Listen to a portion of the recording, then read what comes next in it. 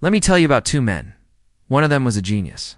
Truly a Harvard-educated Merrill Lynch executive. He had an MBA, an impeccable resume, and a mind built for the complex world of high finance. On a spectacular 20,000 square foot mansion with 11 bathrooms, 2 elevators, and 2 swimming pools.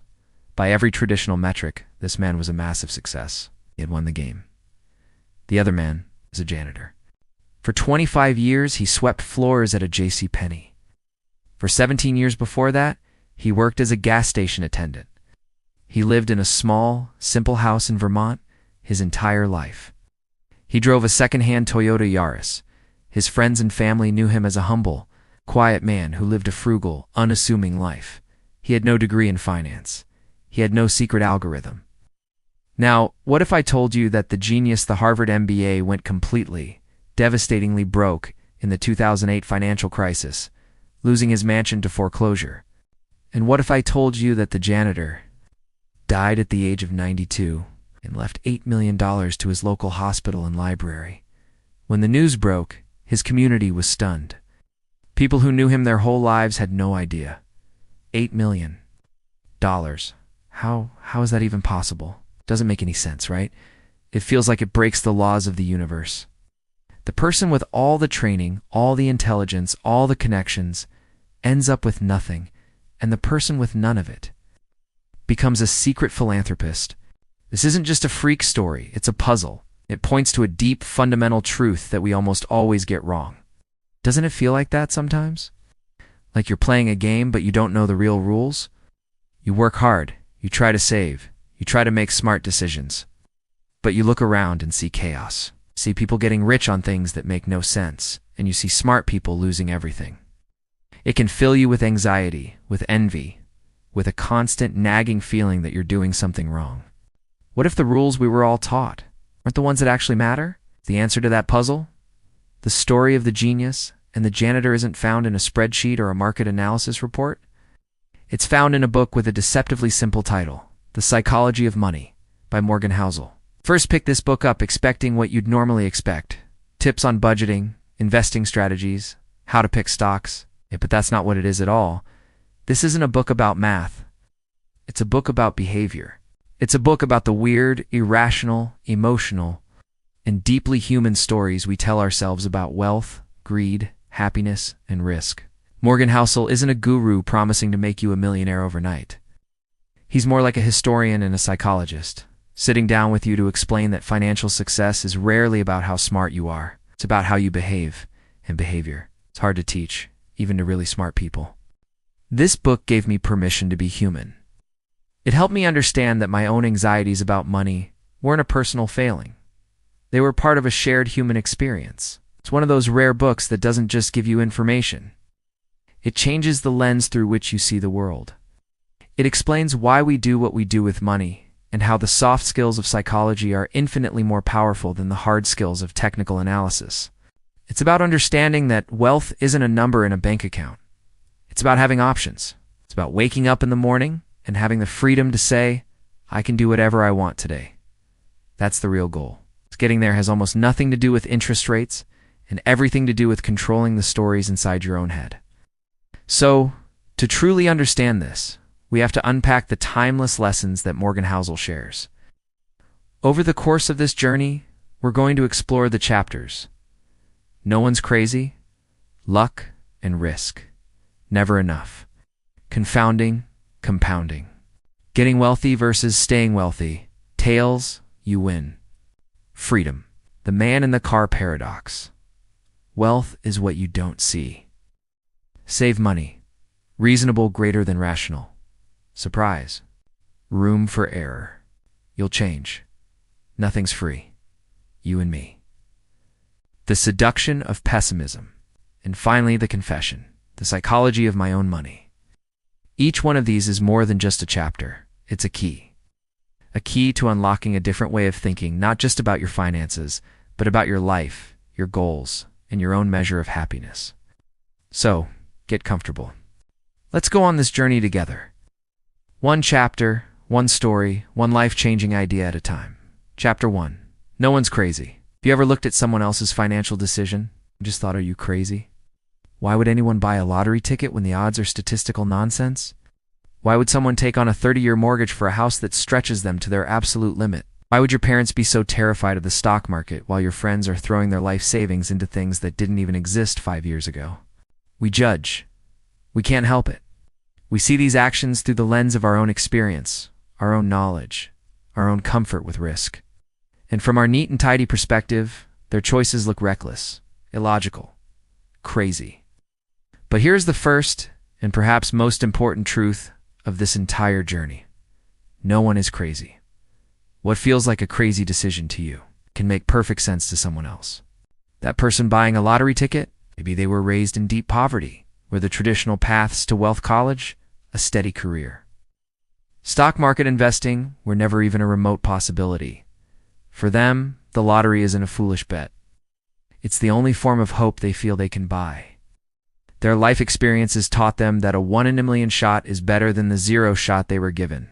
The generation that lived through the Great Depression, who saw their life savings evaporate overnight, you can't expect them to embrace the stock market with the same optimism as someone who only started investing in the middle of a 10-year bull run. Your personal experience with money, it might make up 0.00001% of what's happened in the world, but it accounts for maybe 80% of how you think the world works. So when we see someone doing something that makes no sense to us, it's not because they're unintelligent. It's because they are playing a different game. They've seen a different movie of how the world works, shaped by their own unique cocktail of family history. It's generation, geography, and personal encounters with luck, both good and bad. This isn't about excusing all behavior. It's about cultivating empathy. It's about realizing that we are all just the sum of our experiences, making what we believe to be the best decisions for ourselves at any given moment. Before you can understand money, you have to understand this. Your financial truth is not the financial truth. It is just one story out of millions. And that leads us to the two forces that write so many of those stories. Chapter 2. Luck and Risk. We love stories of success. The story of Bill Gates, the brilliant mind who changed the world. We look at his success and we see skill, we see genius, we see destiny, and it was. But it was also something else. When Bill Gates was a teenager, he went to one of the only high schools in the entire world that had a computer. It was a 1 in a million circumstance. He himself admits it. If there had been no Lakeside, there would have been no Microsoft. Now, consider his friend Kent Evans. Just as smart, just as ambitious, a shared partner in their early computer dreams. He was destined for that same success. But he died in a mountaineering accident before he ever graduated. 1 in a million bad luck. Same story, same starting point. Two different outcomes, dictated by forces completely outside of their control. This is the inseparable reality of luck and risk. They are two sides of the same coin. Risk is what happens when luck turns against you. We are terrible at acknowledging this. When we succeed, we call it skill.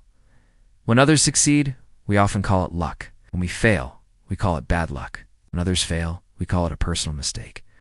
The world is too complex to allow 100% of your actions to dictate 100% of your outcomes. You can do everything right and still be the victim of risk. You can make a mediocre decision and be saved by a wave of incredible luck. This isn't to say that effort doesn't matter. It matters immensely. But it's to say that we should judge people, including ourselves, less by their specific outcomes and more by the quality of their decisions. And more than that, it should fill us with a profound sense of humility. When you're on top, recognize that luck probably played a role and that keeps you from becoming arrogant. When you've failed, recognize that risk might have been the culprit and that keeps you from drowning in self-blame. Focus on what you can control, your work ethic, your savings rate, your patience. But never ever forget the invisible giants of luck and risk playing their own game on our board. Because ignoring them leads to our next most dangerous pitfall. Chapter 3. Never enough. Let me tell you another story. It's about a man named Rajat Gupta, who was an orphan who rose to become the CEO of McKinsey, one of the most prestigious consulting firms on the planet. He sat on the board of Goldman Sachs. His net worth was over $100 million. He had everything a human could possibly want. Fame, power, respect, and more money than he could spend in 100 lifetimes. He had one. The game was over. But then he threw it all away. For more. He was caught providing illegal insider trading tips, a desperate attempt to become a billionaire. Not just a 100-millionaire, a billionaire. Today, he is a convicted felon. He lost his reputation, his freedom, and his fortune. Why? Why would someone who has everything risk it all for something they don't need? The answer is a poison. A poison called never enough. It happens when the goalposts of your desires keep shifting faster than your success. It's fueled by social comparison. You have $1 million, but your friend has to. You have a nice house, but your colleague builds a bigger one. The person in the next car over has a faster car. It's a battle that can never, ever be won. Because there is always someone with more.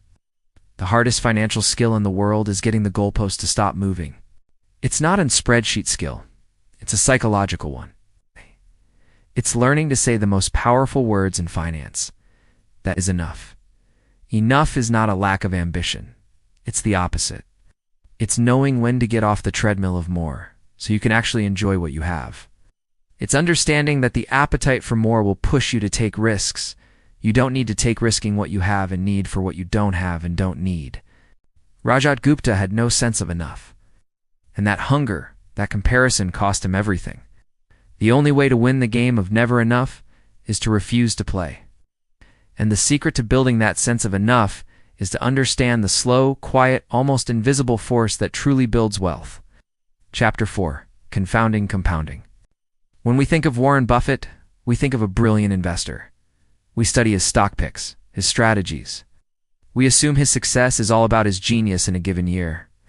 But we're missing the point. Yes, Buffett is a great investor.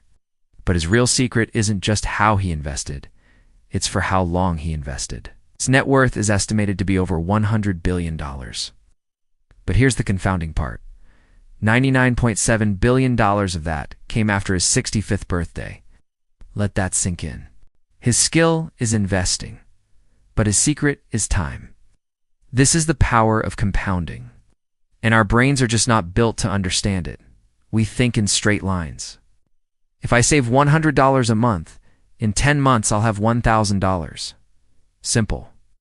But compounding isn't linear. It's exponential. It's a snowball. It starts small. For years, the progress is so slow it feels like nothing is happening. It's boring. It's frustrating. To quit. To try something faster, more exciting. But if you just stick with it, the results become staggering.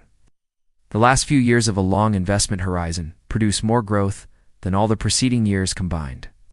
Good investing isn't necessarily about earning the highest returns, because the highest returns often come with unbearable risk that can knock you out of the game. It's about earning pretty good returns that you can stick with.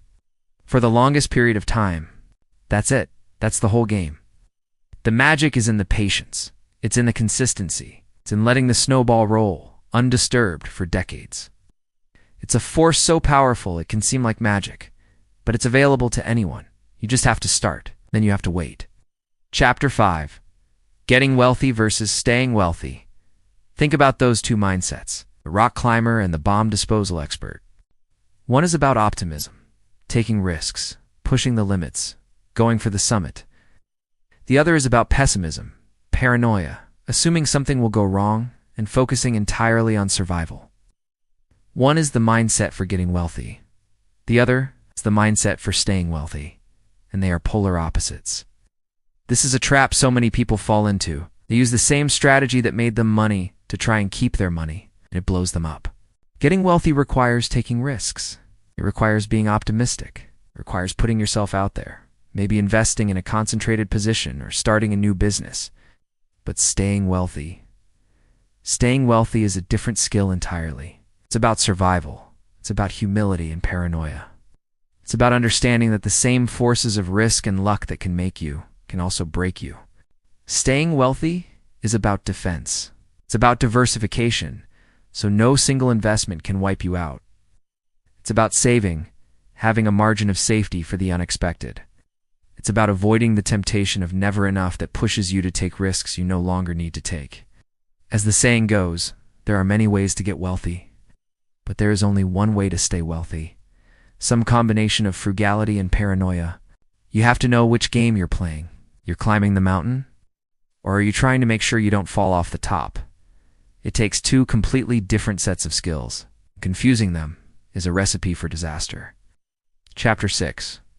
Tails. You win. Imagine you're an art collector. You buy 100 paintings from a group of new, unknown artists. For years, 99 of those paintings do nothing. They collect dust. They're worthless. By any normal measure, your investment strategy is a complete failure. You've failed 99% of the time. But one of them was painted by a young Jean-Michel Basquiat. And that one painting becomes so valuable that it pays for all the others 100 times over. This is the concept of tails. You win. It's another way our brains get investing wrong. We think in terms of averages. We think if I'm right 51% of the time, I'll do well. But in many parts of life and finance, that's not how it works at all. A few events, the long tails, account for almost all of the outcomes. Think about it. Most public companies are mediocre investments. A tiny handful, the Amazons, the Apples, the Googles, are responsible for the vast majority of the entire market's returns. This is true everywhere. A few brilliant projects make a career. A few blockbuster movies carry an entire studio. What this means is that it's normal for a lot of your investments, a lot of your ideas, a lot of your efforts to fail. That's not a bug, it's a feature. As long as you can survive those small losses and stay in the game long enough to be exposed to one of those rare, massive wins, you'll do more than fine. The person who understands this doesn't panic when a stock goes down. They don't beat themselves up when an idea doesn't work out. They know that as long as they are diversified and patient, they are giving themselves the chance to be there when the tail event strikes. You can be wrong half the time and still make a fortune, because the magnitude of your wins can be so much greater than the magnitude of your losses. You just have to survive long enough to let the tails do their work. Chapter 7. Freedom. We've talked a lot about the mechanics of wealth, compounding, risk, saving. But why? What is the actual goal? If you ask people what they want from money, they'll often say to be happy. But happiness is a complicated, fleeting thing. There's a more tangible, more universal benefit that money can provide.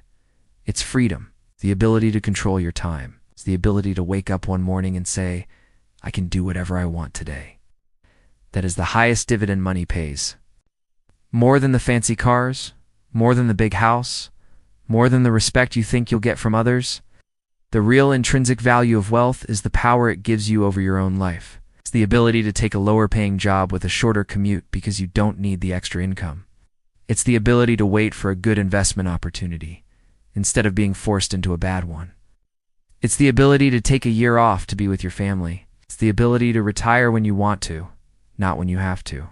Having savings in the bank is like a shield. It's a buffer between you and the world's unfortunate surprises. Car repair, a medical emergency, a sudden layoff. These things go from being a life-shattering catastrophe to a mere inconvenience. That feeling, that ability to handle life's punches without being knocked out, that is what wealth gives you. It's a form of freedom that has to be felt to be understood. So when you're making your financial plan, don't just aim for a number. Aim for a feeling. Aim for control over your time, because that is the one thing you can never buy back. Chapter 8. The man in the car paradox. You see it, right? The beautiful car, the Ferrari. And what do you think when you see it? You think, wow, the person driving that car is so cool. I admire them. They must be smart, good-looking, and have impeccable taste. Or do you think, wow, if I had that car, people would think I'm cool. They would admire me. This is the man in the car paradox. When we see someone with a symbol of wealth, a fast car, a huge house, expensive jewelry, we rarely think about the person who owns it. We use it as a benchmark for our own desires. We project ourselves into that driver's seat. And here is the paradox. People buy these things to signal to others that they are worthy of respect and admiration. But other people don't respect them. They respect the thing. They use the possession as a way to fuel their own ego. It's a subtle but profound psychological trap. You're trying to send a signal of look at me, but the signal everyone receives is look at that. What people truly want is respect and admiration, and we think that expensive stuff will bring it, but it almost never does. Humility, kindness, intelligence, empathy, these are the things that earn genuine respect. You can't buy them at a dealership. The next time you find yourself wanting a material possession to impress others, remember this paradox. The very people you are trying to impress probably won't even notice you. They'll just notice your stuff. In their heads, they'll already be driving it. Chapter 9. Wealth is what you don't see. Someone who drives a $100,000 car might be wealthy, but the only thing we know for sure about them is that they have $100,000 less than they did before they bought the car. Or they have $100,000 more in debt. That's all we know. We have a tendency to judge wealth by what we see. We see the car, the house, the Instagram photos from vacation. This is what we call rich. Rich is a current income. It's visible. But wealth is different. Wealth is hidden. Wealth is the money you haven't spent. It's the stocks and bonds you own. It's the savings in your account. It's the house that's paid off. Wealth is the income you didn't spend. Its value lies in giving you options, flexibility, and freedom. Wealth is what you don't see. We can't see it, so we underestimate it. We underestimate how important it is. We try to emulate the people who look rich, buying the same things they buy. But in doing so, we are actively preventing ourselves from ever becoming truly wealthy. The world is full of people who look modest but are secretly wealthy, and people who look rich but are living on the razor's edge of insolvency. Remember the janitor who left behind $8 million? He was wealthy. He had decades of unspent income compounding quietly in the background. The Harvard MBA who lost his mansion was rich. He had a high income that he spent just as quickly, leaving no room for error, no room for wealth. Don't be fooled by what you see. The goal isn't to look rich. The goal is to be wealthy. Wealth is built in silence, through the quiet, unglamorous act of Chapter 10. Save money. This might be the most important chapter of all, and it's the simplest. Save money. That's it. That's the advice. It seems so obvious, so boring, but we overcomplicate it. We think we need a reason. What am I saving for? A down payment? A car? Retirement? And those are good reasons. But the most important reason to save has no specific goal at all. You should save for a world that is unpredictable. You save for the car that will break down at the worst possible time. You save for the investment opportunity that will come out of nowhere. You save for the job loss you never saw coming. You save for the medical bill you can't anticipate. You save because life is a constant chain of surprises. Savings gives you a hedge against the inevitable chaos of the world. It gives you options. It gives you time to think. It gives you the ability to make good long-term decisions because you aren't being crushed by short-term needs. Building wealth has little to do with your income or your investment returns, and so much to do with your savings rate. A high savings rate is your defense. It is your margin of safety. It's the gap between your ego and your income. And it is more powerful than any investment strategy because it is the one thing you have 100% control over. You can't control the stock market returns next year, but you can control how much you set aside from your paycheck this month. You don't need a specific reason to save. Save for saving's sake. And you will find that you have purchased the one thing money can buy. Independence. Chapter 11. Reasonable greater than rational. What's the difference between being rational and being reasonable? A rational decision is one that is based on pure numbers and facts. It's a spreadsheet decision. For example, a rational investor might look at historical data and conclude they should put 100% of their money in small-cap value stocks, because that has produced the highest historical return. But is that a reasonable strategy? What happens when that strategy goes through a brutal 10-year period of underperformance? What happens when you're losing money while your friends in boring index funds are making it? Will you have the emotional fortitude to stick with your rational plan? Probably not. You'll panic. You'll sell at the bottom. You'll abandon the strategy. And the rational plan will have become a catastrophic one. This is the key. It is better to be reasonable than to be coldly rational. Don't aim for the mathematically optimal strategy. Aim for the strategy that you can actually stick with. Strategy that lets you sleep at night. It's like a diet. So a rationally perfect diet might be steamed chicken and broccoli for every meal. But who can stick with that? You'll burn out in a week. A reasonable diet is one that is mostly healthy, but has room for a slice of pizza on Friday night. It's not perfect, but it's sustainable. And a decent plan you can stick with will always beat a perfect plan you abandon. So, When it comes to your money, be kind to yourself. Be reasonable. Maybe you keep a little more cash than is optimal because it helps you sleep. Maybe you invest in a simple, boring index fund instead of trying to be a genius stock picker. The goal is not to be a robot. The goal is to create a plan that works for you, a real human being with fears, emotions, and a need for peace of mind. Chapter 12. Surprise. History is a story of surprises. Think about the biggest events that have shaped our world over the last 50 years. The end of the Cold War, the rise of the internet, the 9/11 attacks, the 2008 global financial meltdown, a global pandemic that shut down the world. How many of these were accurately predicted in advance? None of them. We love to study history to find patterns, to create forecasts, to tell us what's going to happen next. But the most important lesson from history is that the future will surprise us. The biggest, most consequential events are always the ones we never see coming. The economists, the analysts, the forecasters. Their track record of predicting these events is abysmal. And yet we hang on their every word, desperate for a map of the future. This has a huge implication for how we manage our money. We have to accept that we do not know what is coming. The most important economic event of the next 30 years could be something nobody is talking about today. It could be a technological breakthrough, a war, a pandemic, a political revolution. So how do you plan for what you can't predict? You do it by avoiding fragility. You do it by building a margin of error. Chapter 13. Room for error. When an engineer designs a bridge, they don't just build it to withstand the expected amount of traffic. Build it to withstand a weight that is multiples higher than anything it should ever face.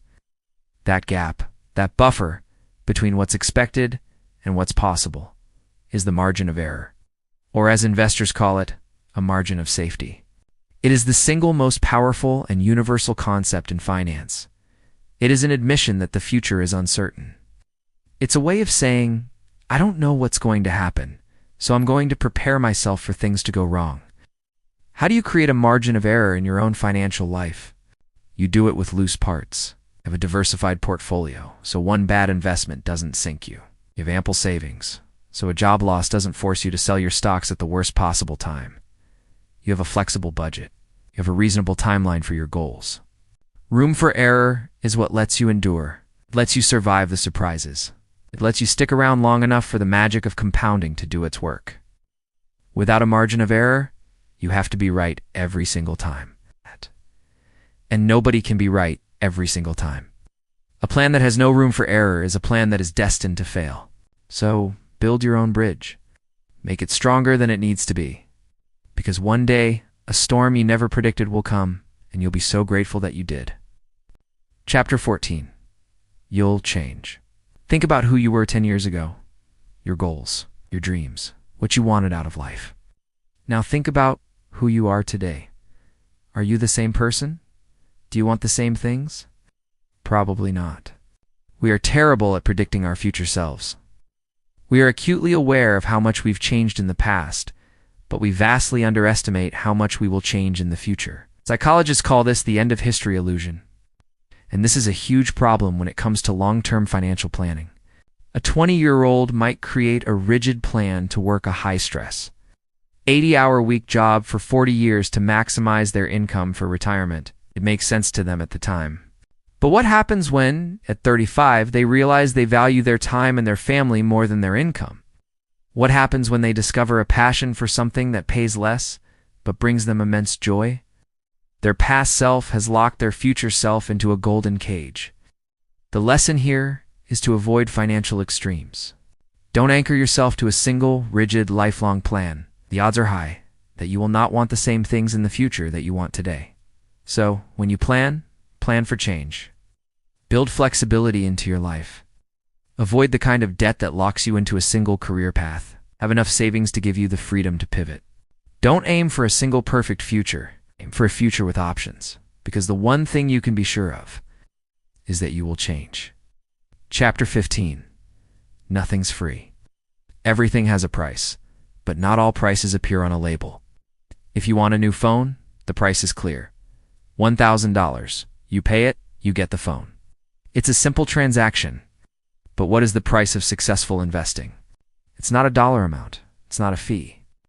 The price of getting good, long-term market returns is volatility, fear, doubt, uncertainty, and regret. That's the price. And you have to be willing to pay it. Most people try to avoid this price. They see it as a fine, a punishment for doing something wrong. When the market drops, they think I'm losing money, I need to get out. They are trying to get the reward without paying the price. But it doesn't work. There is no gain without pain. You have to reframe it in your mind. That volatility, that fear you feel when your portfolio is down 20%, that's not a fine. It's the cost of admission. It's the fee you pay for the ticket to long-term growth. And once you see it as a price instead of a fine, your whole mindset changes. You stop trying to avoid it. You accept it as a normal part of the process. You say, this is that moment of uncertainty I knew I'd have to pay for. I'll gladly pay it to stay on the ride. Like a good product, the price is worth it. But you have to be willing to hand over the currency of your emotions to earn the return. Nothing is free. Chapter 16. You and me are those two groups of people playing the same game. The day trader is playing a short-term game. Their time horizon is minutes, maybe hours. They care about today's Fed announcement, this quarter's earnings report. The family planting the tree is playing a long-term game. Their time horizon is decades. They don't care about today's weather. They care about the climate. This is a critical distinction we often miss in the financial world. We see a headline, "The market is crashing," and we think it applies to us. But does it? The problem is that investors with wildly different goals and time horizons are all swimming in the same pool, getting their signals from the same sources. And the loudest signals are almost always from the short-term players. You, as a long-term investor saving for retirement in 30 years, are being influenced by the panic of a day trader who is worried about the next 30 minutes. You are playing a different game. So you have to be careful about which signals you take your cues from. When you see people buying or selling frantically, ask yourself, what game are they playing? Is it the same game I'm playing? 99% of the time, the answer is no. So ignore them. Focus on your own time horizon. Focus on your own goals. The short-term noise is just a distraction designed for players in a game you aren't even a part of. Don't let the bubbles and panics of people playing a different game trick you into thinking you should abandon yours. Chapter 17. The Seduction of Pessimism. Pessimism just sounds so smart, so plausible. When someone tells you the economy is headed for disaster, you nod your head. It feels insightful. It feels like they're seeing something others are missing. When someone tells you we're on the cusp of a new golden age of prosperity, you roll your eyes. It sounds naive. It sounds like a sales pitch. Pessimism is seductive. There's a reason for it.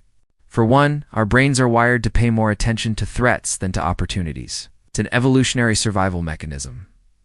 The person who ignored the rustle in the grass got eaten. The person who ignored a berry bush just missed a meal. For another, pessimism happens fast, but optimism happens slow. A market can crash in a week. A war can start overnight. But progress is a slow, grinding process.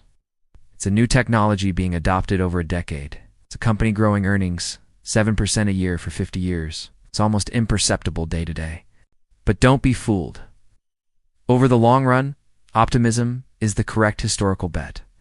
For every problem, there are thousands of brilliant people working on a solution.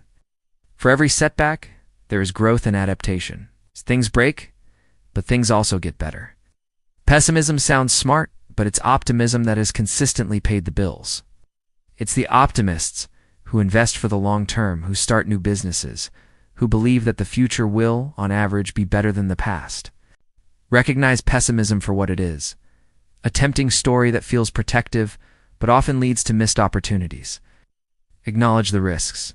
Yes, have a margin of safety. But don't let the seductive gloom blind you to the quiet, powerful, and relentless engine of human progress. Chapter 18. The Confession. So, after all these stories, all these lessons, what's the final answer? What's the secret? Morgan Housel ends his book with a confession, a look at his own psychology of money. And it's here that all the lessons come together. And I'll share my own version of that confession with you. My own financial plan isn't built on complex spreadsheets or a belief that I'm smarter than anyone else. It's built on a foundation of humility. I accept that I don't know what the future holds. So the highest goal of my financial life is not to get the highest return. It's independence. Every dollar I save is a piece of my future that I own. It's a piece of time that I can control. So we save. We save a high portion of our income, and we do it because it gives us a margin of safety. It gives us freedom. And what do we do with those savings? We don't try to be heroes. We don't try to pick the next big stock. We embrace patience and the confounding power of compounding. We invest in simple, low-cost index funds, slice of the entire world's economic growth, and we plan to hold them for a very, very long time. We let the tails work for us. We pay the price of volatility without flinching because we know it's the cost of admission. And most importantly, we know we'll change. We know that our goals will evolve. And so our plan is designed to be reasonable, not rational. It's designed to be flexible enough to change with us. It's not complicated. It's not exciting, but it lets us sleep at night. And that, in the end, is the real psychology of money. It's not about being the smartest person in the room. It's not about a secret formula. It's about understanding yourself, your own fears, your own goals, your own definition of enough. It's about taming the storyteller in your own head and replacing the stories of greed, fear, and envy with stories of patience, freedom, and gratitude. Wealth isn't a number.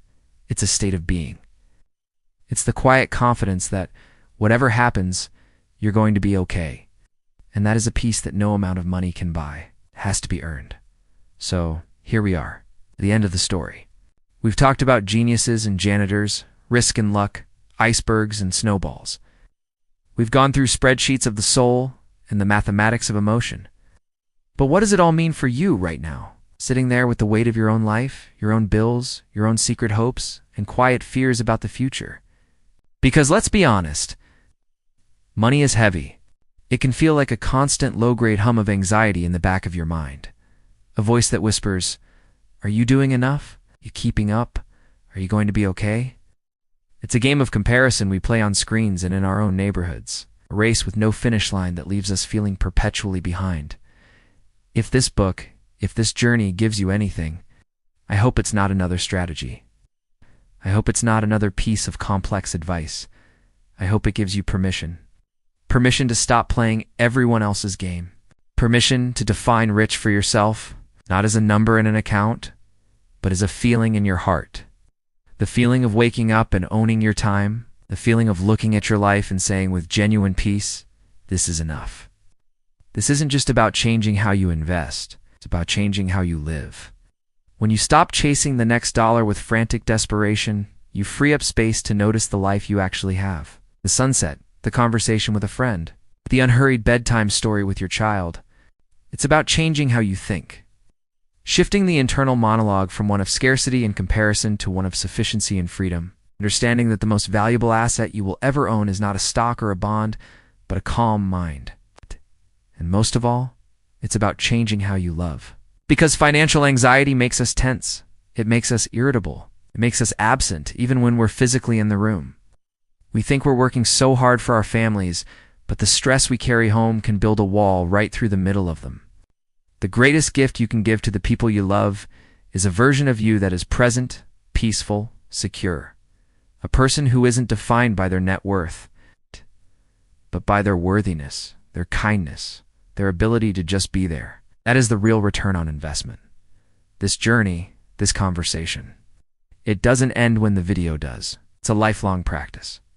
And if these are the kinds of conversations that matter to you, if you believe in exploring life's biggest questions with a little more depth, a little more humanity, then we'd be honored to have you as part of this community. The best conversations happen in the comments. So, I invite you to share. What was the one story or idea from this journey that truly stayed with you? There's no right answer. Your story matters. Liking the video helps that story reach someone else who might need to hear it. And by subscribing, you're not just joining a channel, you're raising your hand to say, I want to continue this journey. Thank you for sharing your time. It's the most valuable thing you have. Now, go. Go and build a rich life, not just a rich bank account.